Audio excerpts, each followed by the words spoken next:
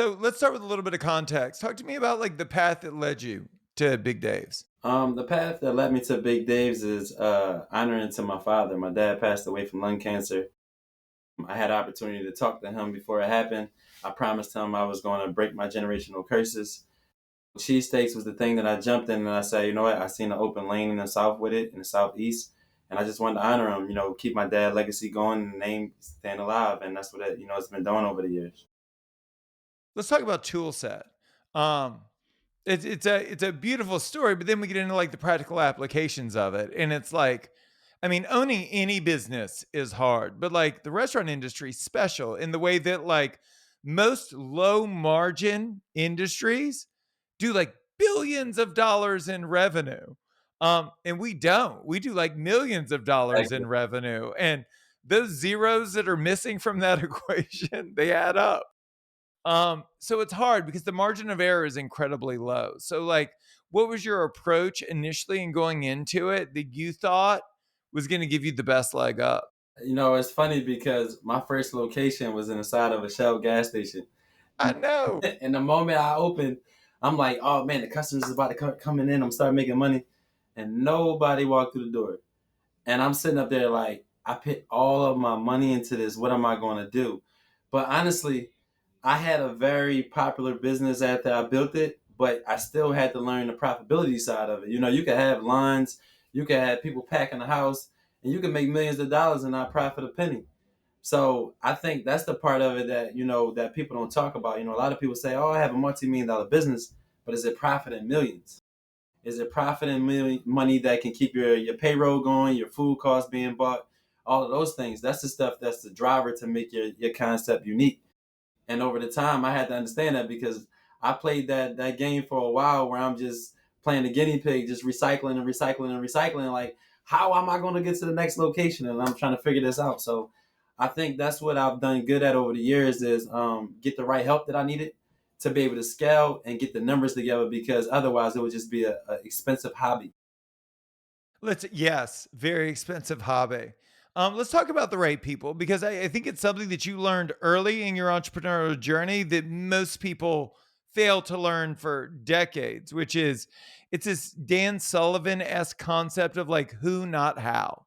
Yes. Right? At some point, it wasn't about you acquiring the skills. It was about who has the skills that I need to take this thing to the next level. Yes, I just said this in a speaking engagement in South Carolina over the weekend.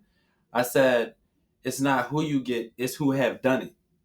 You Right. want to get people who have the experience. So for me, I've always been a visionary, but I had to, be mindful of myself and be modest and say, you know what? I've never scaled a multi-million dollar business before. I'm a visionary that created it and I know what I want in the culture side of it. But how do I bring these pieces together to help me in this mission of taking this brand to a multi-billion dollar company? And that's putting the right pieces in place. And the other thing a lot of people don't talk about is ego. Ego is the biggest driver of a cancer to anything that you're doing, whether it's relationship, personally, professionally.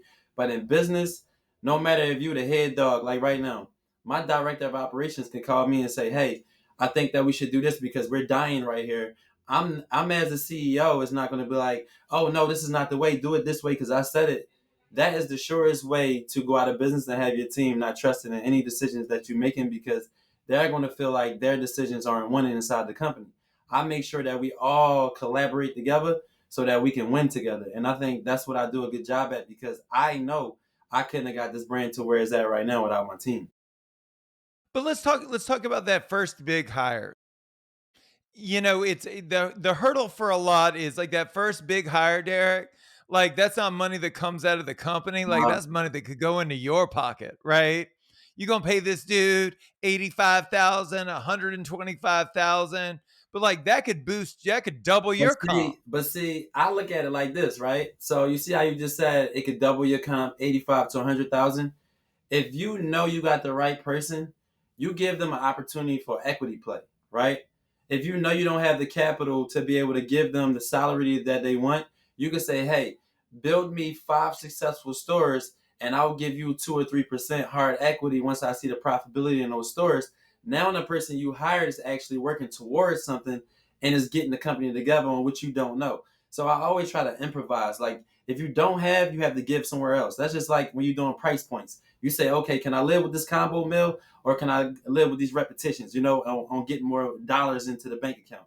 So when it comes to the leaders, you got to say, okay, I can't be selfishly and keep 100% of this company, and I need people to help me grow it. But I'm going to take my president or my CFO or my director of operations who's standing tall in the company and helping us scale and say, here's a quota that you hit like a bonus that you can get to some phantom equity or some hard equity inside the company. And for those who don't know what phantom equity is a shareable equity if long as you are an employee inside the company, if the company ever exits, your share now turns into hard equity at the end of the exit. And it's good because it improvises on both sides. So if I'm the business owner, I can say, well, I'm not giving this guy hard equity because he might stop working and putting in the hard work. But if it's soft equity, phantom equity, which now he has to keep on earning throughout the duration of him being inside of he or she being inside of the company. Let's talk about critical hires. So there are like two philosophies, right? Like there one is that you grow talent from within and you promote from within. And then the other is that you hire expertise, that you bring people in from the outside that have done what you aspire to do. I work with clients of all sizes. And when they're small, what I say is like, those are usually the companies that like to grow talent. But the problem is no one knows anything about anything, No, right? no, And so like there's no one to learn from. Like you're just kind of figuring it out and then whatever you figured out yesterday, you're teaching today. And so the growth it stagnates because like you are the general manager or you're teaching the general manager and you're a terrible general you manager. cannot be the sharpest tool in the room. You're going to lose every single time. It's like if I'm a knife and I have nothing to sharpen on that knife, I'm a dull out. So I always Yeah. need the iron to sharpen the iron. So you always just need people around you that's even if you got somebody that's a good thinker. Like just look at like in general life, right? You might got a buddy right now in your life that may call you and bring your energy up even when you're having a bad day. His sole purpose in your life is to make you feel good and you to reciprocate that and understand that, right? When it comes inside of a company, you look at the same formation. You say, okay, this is my director of operation. This is my GM. These are my shift leads. This is my CFO. This is my president, and I'm a CEO. Just because I stand right here, I also have to look at my tree and say how the rest of my leaves are going to grow. That's why they call it a tree, your org chart. Your org chart is so important because whatever on that org chart, you got to look at it and say, it's like a football pass. Hike, who am I throwing the ball? I got a blocker, I got a running back, I got a wide receiver. Who is going to catch that pass when you go throw it now? And if they drop the ball, they fumble, your company is going to crumble. And that's just the truth of it all. Now, for me, in the early stages, the hardest decision I had to make is to get rid of everything that I loved inside of the company, from the corporate structure, and that To take the whole thing out I had to back take the and whole shoot it. board. But you know what? I'm gonna be honest. So selfishly, I had to say, look, I honor this business to my father, and the mission was always to win and motivate these communities around. And I said I cannot scale with people that don't have the education to do it, and I don't have time to give it to you because I don't know it. I need to be taught. I need to learn. Even still today, right now, I'm at nighttime. I'm on my phone or my computer, and I'm spending 2 or 3 hours, and I'm reading. I'm educating myself because the most ignorant thing that you could do is be a CEO of a multi-million-dollar company and don't know your business. It's like driving a car with no seatbelt, knowing if you're driving drunk, you're gonna fly through the windshield. You know that you're going to crash because you're going to get to a certain point where you're talking to experts and you don't know what you're doing. But the good thing about it is, imagine you talking to people and sometimes the book of the cover can be read wrong because they're not used to situations that where I come from. I'm an entrepreneur that don't look like a lot of entrepreneurs in our industry, but I say, you know what? I'm gonna use that as my weapon and my teacher. If I can use this as my weapon, that you're gonna misjudge me, and I can use it as my teacher, allowing you to understand I know what I'm talking about because I learned my business. You'll now look at me eye to eye and say, let's play ball. So that's all we want. We all just want a fair chance to play ball, an opportunity to play in a game. Because you can't say if you played in a game, you missed a shot. You can say you can live with that. I shot the ball, but I missed. But I got a chance to play the game, and that's what I care about. Let's talk about growth. So if we go back to the gas station, When did you know you had something? Like, at what point? How many months had you been around before you're like, you know what? Like, this could be a thing. So you know the rapper Eve. Yeah. So Eve, I had an opportunity in 2015. So mind you, I opened the concept in 2014. I didn't get this opportunity in 2015. So that's a whole year of still believing in something that's not working. So I waited on her all day like a kid on Christmas, man. She didn't show up the day that they said she was coming, and then she magically showed up that week. And I couldn't make payroll. I was doing really bad in finances in the company. And I said, listen, I used to play basketball. I said, I ain't no choker. I ain't gonna choke now. I made her a chicken cheesesteak with salt, pepper, ketchup, fried onions, mayonnaise. And just like my life depended on it, I said, you know what? When I get this cheesesteak to her, she gonna bite it and she gonna go crazy. Cause she told me that none of the people with her was gonna order food if she didn't like the sandwich. So when she bit it, she was like, "Oh, you brought me home." Now let me tell you what she did. This is why I said the product speaks for itself when you got something good. She went on all her social media platforms and posted it. The next day, I had about 500 people in my parking lot. Literally, Oh my God. literally, I had my cousin running back and forth to Restaurant Depot because I didn't have enough inventory to feed these people. I was like, literally, let me tell you something. You know how somebody could ask for something so much, you could be like, God, give it to me, give it to me. And when you get it, you're like, I'm not ready for this. It was that overwhelming traffic. So I said, it's time to now start hiring people.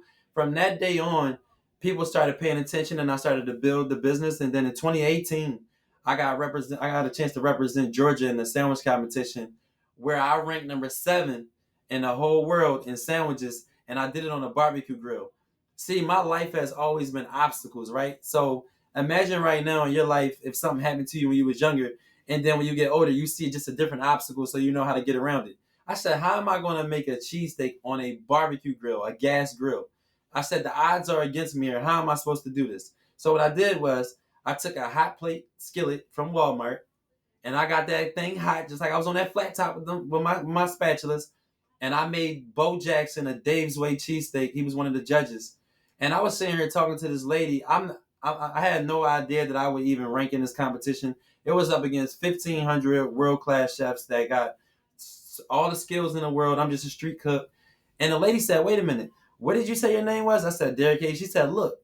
And on the trine, it said, "From Philadelphia, Derrick Hayes." And I was like, "Holy shit. I actually am ranked in the top 10 in sandwiches." So that gave me my motivation, right? And then at the end of the day, I'm an African American and I'm in Orange Beach, Alabama, which they call Florida Bama. One side of the street, you in Alabama, the other side, you in Florida. And guess what? At that night, I was celebrating, probably the only black dude in the whole entire bar. We was jamming, and I'm sitting up there like, yeah, number 7. And I'm talking about, but that night made me realize something. We live in a world where you got to be culturally relevant in anything you do. You got to be in alignment no matter what race you are, who you're around. You have to be culturally aligned in your business. And that night, I realized that I was culturally aligned with being America's next hottest brand. Big Dave's is for the people. I made it the colors of the American flag because I wanted to represent the United States, and I wanted to represent that family element. Like when you walk in my door, I want you to feel good about bringing your kids to Big Dave's. When you walk in there, I want you to feel good about eating the food. When you walk in there, I want you to leave out my door and say, I'm gonna have a better day. That is the American dream that I wanted to push with Big Dave Cheesesteak. There's a book that I love called Good to Great by Jim Collins. And in the book, it's like this critical analysis of the best businesses in the world as is evaluated by companies that outperformed the S&P 500 for decades. And one of the things that they talk about in the book that is true amongst all of these companies, these common threads, is this idea of a higher return on luck. That, like, in every business, bad shit happens all the time, Yeah, but good shit happens too. yeah, And some of it is unexpected. And you look at like what happened with Eve, right? And that was luck. That really was. And you capitalized on that luck, and not just on that day with that one sandwich.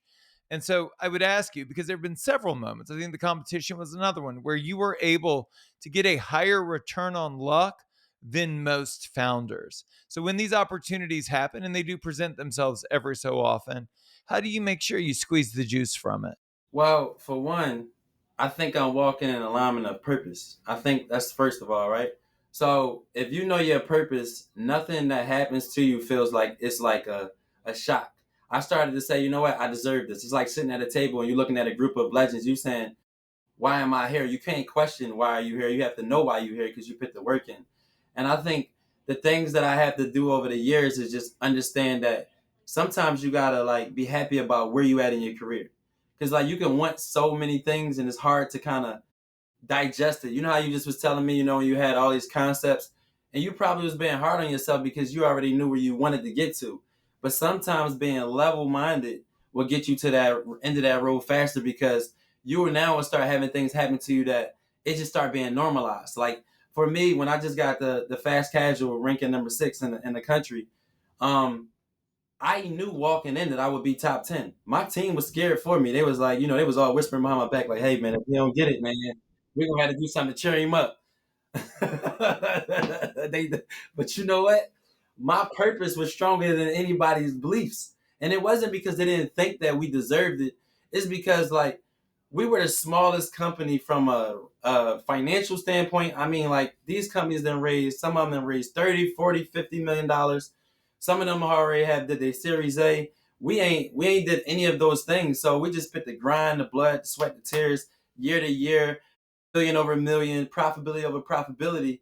And I think that is what really got us there. But I knew walking in, the American dream of any judge would say, this guy right here got to figure it out without venture capitalist money, private equity, and figuring it out with a system with limited resources. You can't buy that. That's passion. So when I look at stuff as like luck and what's meant for you, I think every creator, every creature on this earth has an opportunity to do what they want to do if they keep shooting a shot. Eventually, that ball is going to go in that net. And I think I've been shooting my shot for a long time and putting in that work. And I think people are starting to catch on to my story and what I represent as a brand and what I'm uplifting as a whole. So any blessing, anything come my way, I really don't look at it like holistically as luck. I look at it as purpose and alignment. Let's talk about that because it's a beautiful metaphor. This idea of like shooting the shot and you just shoot it over and over again. But I think the mistake of most entrepreneurs is that when you look, you see the goal, right? But when most look, they see dozens of goals, right? They're all I'm so next to glad each you brought other. this up. I got something for you on this one. Tell me Here everything. you go. All right, so you know the point guard is, right? Yes. Okay, so the point guard is not looking to score. The point guard is looking to pass and set up a play. That's why I say you got to understand your team. Everybody isn't the shooter. You got a Dennis Rodman. You got a rebounder. When shit happens in the company, who can help fix that? Who can put it together? When you got a power forward, who can help box that guy out so that we can get to that finish line? That's putting in the overtime work. When you got a shooting guard, who is going to take that pure shot at the end of the game and not be scared whether he hit or miss and say, guys, we gave it our all. That is what I'm talking about, building a solid foundation team. And that's what I have built over the years. And to have guys is not scared to take a shot, not rebound, and not bring the ball up the court when they get in trap. And most of all, not being afraid to pass the damn ball. That's why most companies can't survive because it's like me, me, me, me, me. When I'm talking, I'm saying we. How can we do it? What do you guys think? How can we move forward? Because I'm already an element of elevation. I'm already up here in my mindset. I need to know where my soldiers are. Are my soldiers up here with me, or are they down here in a low vibration? So I need to figure that out. If they up here with me, then we can win. But if it's staggered when it's kind of going back and forth, then I need to find out who I need to bring off the bench on my 6 man and then replace that starting guard or that power forward or that center. And that's really how I run my business. You bring up a great point. And so I think one of the reasons that a lot of entrepreneurs fail to pass the ball is because they're not comfortable with failure.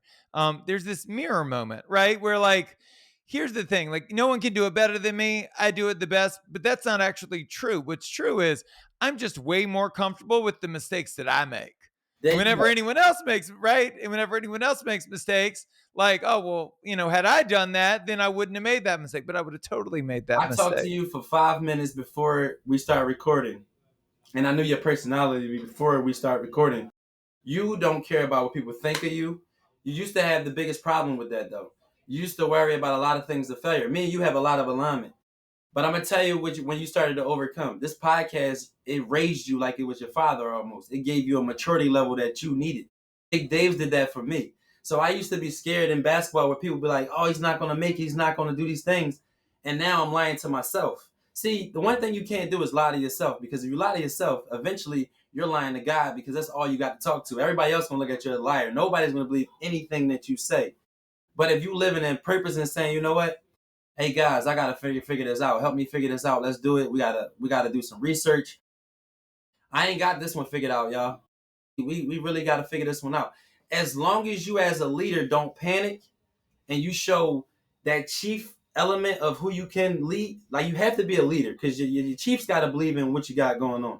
But together, y'all got to have that element to say we can win once we put all of our brains together and our mindsets. Because when one person just driving all the ideas, the other people feel lack of energy. Like, why am I here? I'm gonna just make my paycheck and I'm gonna go home. But you ain't gonna scale that way. You're never gonna get to a unicorn company that way. And I'm trying to develop a unicorn company, which I know I have. Now, let's talk about that because the path to growth is a path wrought with difficult conversations and difficult decisions.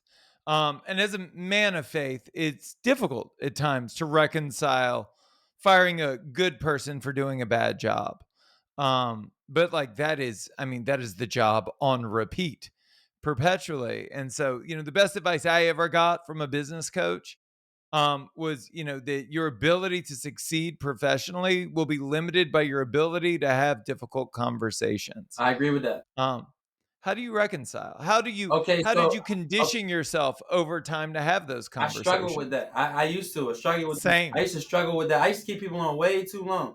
I used to always look at people their strengths and try to make them stronger because I knew they were good people, right? But at the end of the day, let's say at the end of the day, we building a business. This is a company, right? The company is it comes before everybody. The love of the company has to come before any individual sole proprietary member on the team. No matter if it's me or anybody else, the company gets the love first. And once the company is not getting the correct love, it's like a relationship. It's like if you're married. It's like, hey, we come down, we lay in the bed, we're not talking to each other, we get up, we go back to work. That company, that love and that relationship is going to eventually die out like cancer. That eventually is going to happen in your company because it's not getting the love and the maturity and the things that it needs to grow. It's like watering a plant. It's like, every day I can sit there and say the sun is shining, but if I can't give it no water, it's going to die. So it's just like a business. If I can keep showing up saying I love it, and you like, man, you ain't doing these P&Ls right. You're not doing this right. We're dying. But you like, this person is so good. He's so loyal. But it's not business. So what I try to tell my people is we got business and we have a friendship. So my core people that I've built personal relationships with, they know that outside of this business, I still would be a good Samaritan to them. I still would be a good person to them. But if I fire them, you're fired in the company. But you can come to my cookouts and my barbecues and everything that I have because I genuinely respect you as a person. But you do not fit my element of operation on what I'm building right now. And even if I was a bad CEO and I was raising money, and they saying, I just don't think that you're the CEO.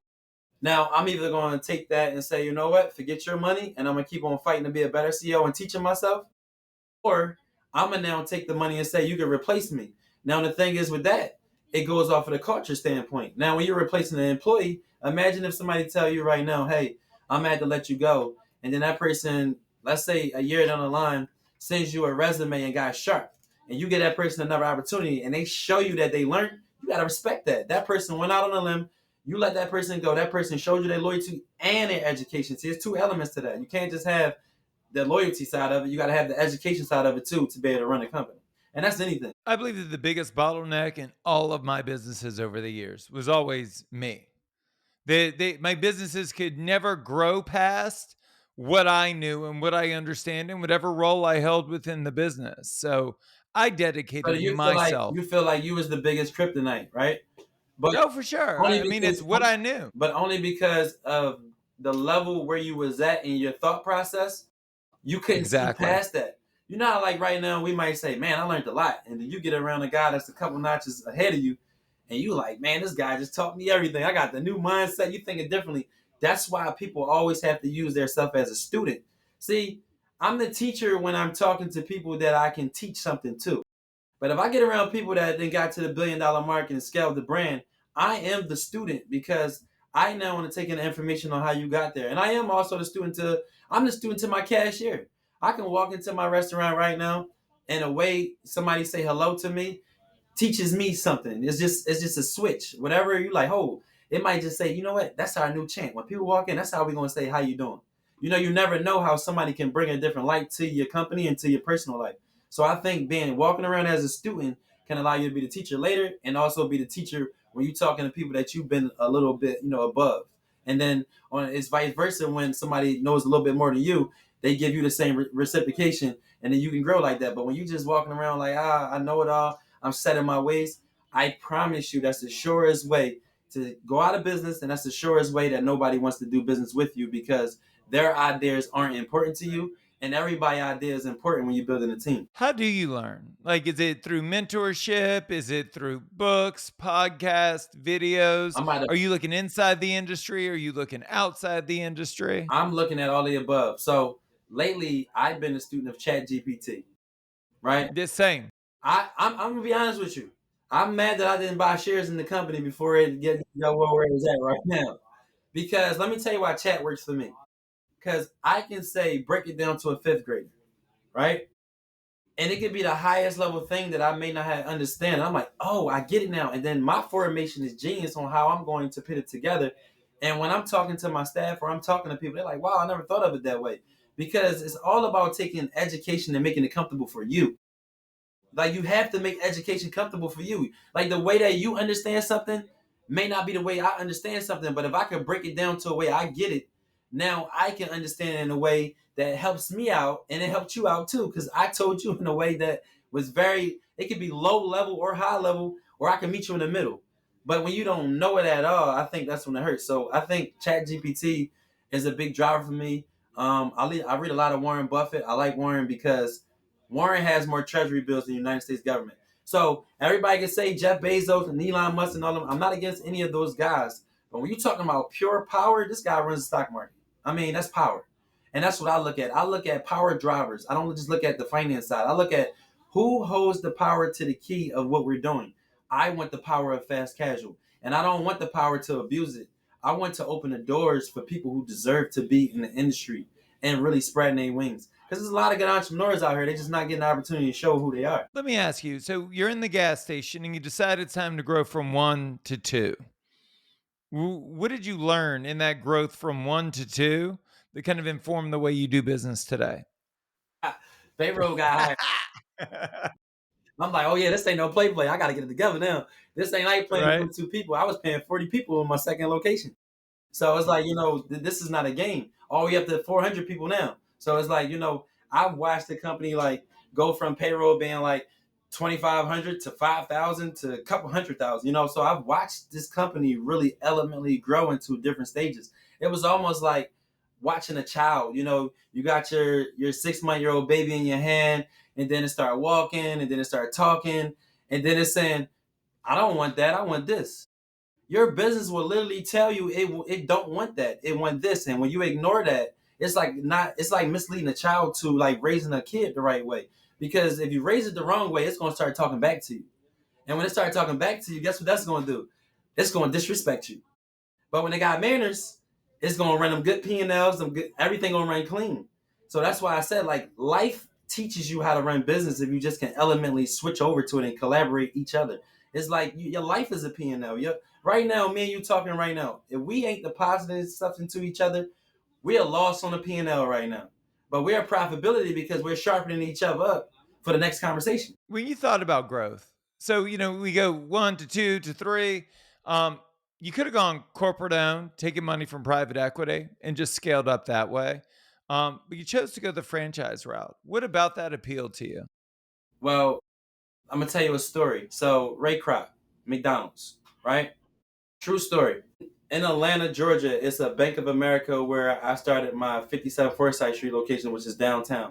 They shot a scene of the founder in there. And one day I was talking to one of the bankers, and they was like, "Hey, you need to go watch the founder." And I'm like, "What's the founder?" They're like, "Just go watch it. It's on Netflix." And he said, "When you come back, I want you to tell me what you think." And I said, "You know what? The only way that you're special in fast casual or any business if you innovate something that's never been done before. Ray Kroc brung in franchising, and it changed the game for the whole fast food, fast casual industry, right? And fine dining. But what I said I was going to do was I was going to innovate communities. I was going to be a disruptor. I was going to knock down doors another way. Now, right now, I'm only franchising to multi-unit operators because, early on, you can't have any mistakes on your FDD because it could damage you later. But my ultimate goal is to create a business fund for entrepreneurs to be able to have an opportunity to have a business, the right ones that really want it. And I want to create that resource. And then I want to bring that and start a small business fund where I'm helping businesses create their own opportunity. And then they got to deposit 5% back into that fund so it helps the next person. So you give them a clean split on how to leave a company. You get gain, they get gain, but your gain is just keep on helping people grow. And it's a nonprofit for profit. So I want to take this business and I want to turn that element from that to a whole nother element in my later career to having a small business fund. So my goals are already set in my brain what I want to do. It's just me continue to drive my car and keep putting the gas in the tank. And sometimes the 93 is expensive because I don't drive nothing but V8s and V12s. But that's the same way I look at my business. My business is a V8 and a V12, 700 horsepower plus. We going there to get it. And I think with franchising, it allowed me to get there faster. But I had the systems. See, it's all about the systems. If you have systems that anybody can repeat, you have a franchise brand. And I knew at that time I had the expertise and the skill set to be able to franchise my brand. And right now, my franchise units are kicking ass. Now, that changes you though, and it changes your role within the company. So you went from slinging sandwiches to leading teams to now ostensibly managing franchisees and So, managing so those Josh, I just told relationships. you, right? I told you 3 minutes ago, 5 minutes ago, it's like a baby, right? I was the Yeah. baby. My business raised me. I was on the grill. I was on the register. I was mopping floors. But then it said you have to now learn how to operate you. It's like going into teenage years when you're a kid, right? Your mom and your dad start letting you go to the movies out on your own. It's either you're gonna mess up or you're gonna do good. They're gonna keep letting you go out and get in that curfew, being in good curfew hours or whatever. But what I'm saying is like now with my business, it has gave me a level set of saying understanding that you can't stay here if you wanna scale. You yourself had to challenge yourself to get better and better every day to be able to operate this business at a higher level so that you can get respected. Because listen, in business, it's about ego and respect. Those two things right there walk you through any door that you can get through. Because when your ego is level set and you're not too big headed for your own good, people want to do business with you. When you're not taking no for an answer, that's your skill set to knock down any door that's trying to stop you. And I think I have both of those things, and it took me a while to get there because honestly, I jumped into a world that I didn't know and I didn't understand in the beginning. But that's okay.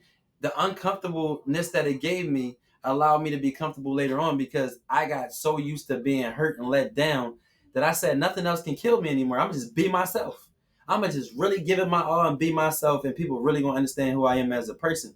And a lot of people run from that. Being yourself will take you further than being a fake any day of the week because you got to keep pretending to write that script. But I'm walking in that door every single day being myself. I don't never got to be nobody else. The other hurdle I think for a lot of founders is once you get off the grill, once you get off the register, once you get off the floor, what do you do? Like, what do you do with your You time? keep the Because like that culture was getting all built. of You keep the culture. See, this is what happened. They take the hand off the wheel and go like this while they driving. You can't do that. You still have to be in the business. Like right now, I am not physically inside my business every day, and I physically am.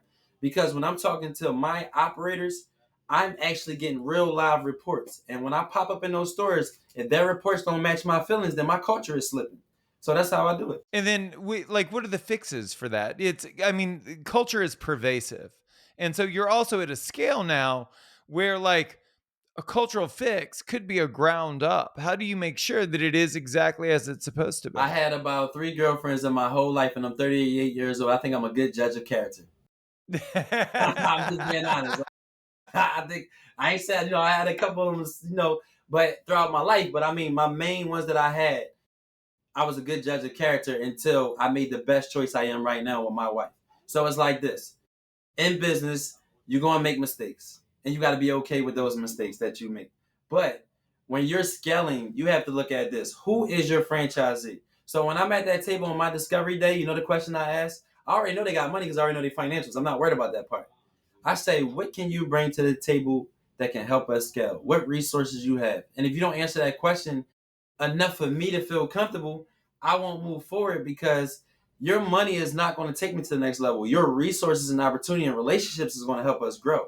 See, a lot of people don't understand that. I got people right now that have called me and say, hey, can you do this event for 100 people? If the resource and the relationship and the willpower makes me want to do it, whether it's for children, whether it's for growth opportunity, anything, I will do it to look at, it won't even be a loss in my mindset because I see the ROI on it. Whether I don't get it now, I may get it later. So you got to look at whatever you're doing right now as a deposit for later on, and not always going to be right now. Like when you're building a company for the first couple of years, you spending money, you just you kicking it out, you kicking it out. But when you learn where your bottom line is and you control those costs, you now start seeing the profitability kick in, and then you say, "Oh, I actually got a business now. It's a different feeling. I can sleep at night." And I couldn't sleep for a long time. Speaking of not sleeping, you brought up marriage, you brought up children. How do you balance? How do you make sure that the meaning that you get from your professional life translates to benefiting your personal life? Well, for one, I married a serial entrepreneur like myself, Pinky Cole, who owns Slutty Vegan. She's a different type of genius. She's a different type of operator. Being beside her is iron sharpens iron. Just like I told you earlier, like when we in bed at night, we're talking about the companies. We're talking about how can we do better, how can we help each other, what's missing, how to bring resources together, raw materials. We're talking about whether the economy is changing, what can we do to buy fryers, hoods, like all of these things. But imagine right now when you're doing all these things with somebody that's the total opposite, it could be challenging. See, a lot of people get tricked out of you can't be the same because you're going to crash. Sometimes you need that person to be the same because you can't grow like this. You got to grow like this, and then you grow up. So you never said that a hockey stick, when they say the curve on it, that's literally the relationship. You can get right to that curve, and if y'all don't understand it, nobody's hitting the puck. Nobody. And I think in my relationship, I've done a really good job, and she's done a really good job. And not to say that it's always peaches and cream, like we agree with each other, because we don't. But that's the beautiful side of it, that we can come into conclusion and say, you know what, one of us was right, but we wouldn't even have knew that if one of us wasn't going through it. So she might be going through something in her company and say, hey, D, hey, be careful with doing this because I'm getting my butt kicked over here with this. That's the cheat code to entrepreneurship, having that relationship. So when people sit around and say they don't need help, their business doing good, you are cheating yourself because you should be at every seminar, every event, meeting people, building, and you're gonna see that you don't know everything. You're gonna see that you're not where you should be at in life because of the resources that you don't have. It's just like buying food, right? If I'm a small company, no, I can't get the cost of a legacy brand. But if I'm putting out profitability, an investor, a sophisticated one, gonna say, well, if I come on board, I know how to get this company a bigger profitability because you're already on the right track. And I think that's what my relationship is. I study my relationship, and it's not always right, and it's not always peaches and cream. But we have a goal that we're trying to get to. And with my kids, it's organically happening with them. My oldest daughter, Dallas, she started a phone case company about a week ago, and she's putting these little like diamonds and pearls all over these phone cases. I mean, they look amazing, but she want to be an entrepreneur without me like making her be an entrepreneur. Organically, you are what you see. So I think that's happening in my household. As long as we keep striving to be good parents and good stewards at what we're doing, I think that all of our 5 children will be okay. No, you may get one or two or maybe one superstar out the group, but somebody got to be Michael and somebody got to be Joe. I thought you weren't gonna catch that. I got you. All right, one more question for you. Actually, two more questions for you. Like talking to Um, you, eh, man. as I do, I enjoy it. Um, here's my first question for you. It's really around generational curses because you talked about like that was kind of the genesis for all this was your commitment to your father to break generational curses. You've been in the industry long enough now, and you've had a wide enough worldview that you see that the industry itself has so many generational curses. Yes. And I would ask you, like, as an entrepreneur, as a founder, what are you doing to break those generational curses within the industry? So you cannot break any generational curse personally until you become financial literate. I don't care what curse you break, because guess what? I could build Big Dave's to a multi-billion-dollar company and give it to my kids, and they're not financially literate. They're gonna piss it all away. So I Sure. think when you're looking at the culture of the legacy brands like Shake Shack, Five Guys, McDonald's, all those type of brands, I think they've built a culture that can run through any economy because it becomes a household name for one, and then for two, it becomes a unicorn. And those things come from scalability and money. And to be honest, you got the resources are unlimited, but then you got systems. Like for example, when you go right now, if you was a young kid and you was going inside McDonald's to get a job, right? You're going to probably do a test, a math test to see if you can run a register. You're probably going to do a skill set test to see can you talk to customers without being ignorant, right? And then lastly, they're going to see what type of cooking experience you have or what manager experience you have, where they can put you at in that role. You tell me anything in America where that don't follow that same procedure, that's a unicorn brand. All the way from the United States government, from the Secret Service to the Army, everything gonna run through those same procedures, but they're gonna do it in a different way. And that is the way that I'm running my brand to break the generational curse of black culture in the fast casual business. And that's never been done what I'm doing right now. Last question for you. What's the advice that you needed most in your life or in your career that you didn't get? The advice that I didn't get is you gotta watch some, and I'm gonna say this straightforward to you. uh you have to watch people who is strongly just driven on religion, because sometimes those people can pour a different outcome to you. Because if I can now pour on you through God, I'll weaken you to make you think that you're out to get me in any way. And I had that done to me, so I'm just speaking off of personal experiences. But I think that you want to deal with people that's level set. I would rather someone tell me, no, I don't want to do that. I think this is fair. I like fair people. I don't need you to go above and beyond. Just be fair with me, because I'm going to be fair with you. And I still think business continue to rise. And I think that's the best advice that I can give to any entrepreneur is to be fair with what you're doing, because on the other side, that person got to feel like you when they sleep at night. Just be fair.